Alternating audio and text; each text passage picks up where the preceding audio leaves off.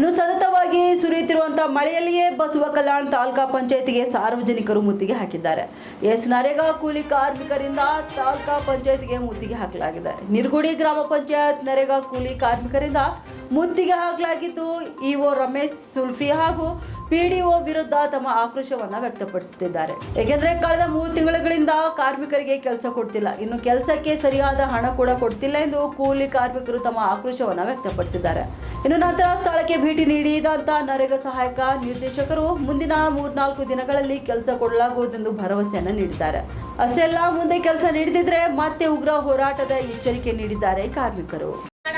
ಒಬ್ಬರ ಮೇಟಿ ಅಂತ ಒಂದೇ ಮನುಷ್ಯ ಬಂದು ಕೇಳ್ತಾನೆ, 1000 ಮನುಷ್ಯ ಬರೋದು ನಮ್ಮ ಹೋಗದ ಸರ್ ಇಲ್ಲಿ ಬರ್ಲಾಕ ಗರೀಬ್ ಮಂದಿ ಹೇಳ್ರಿ.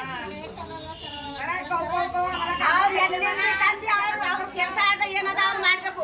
ಯಾವ ಮನುಷ್ಯ ಬಂದ್ರೆ ಅವ್ರಿಗೆ ಜವಾಬ್ ಕೂಡ ಹಾಕದ, ಕೇಳೋದು ಹಾಕದ, ಅವ್ರಿಗೆ ಜವಾಬ್ ಕೊಡ್ಬೇಕು. ಅದ ನಿಮ್ಮ ಯುವ ಮಾಡ್ಯಾರ ಅಂತ ನೀವು ಮನ್ಸಿಗೆ ನಡೀತೀರಾ? ನೀವು ಮನ್ಸಿಗೆ ಮಾಡ್ತೀರಾ?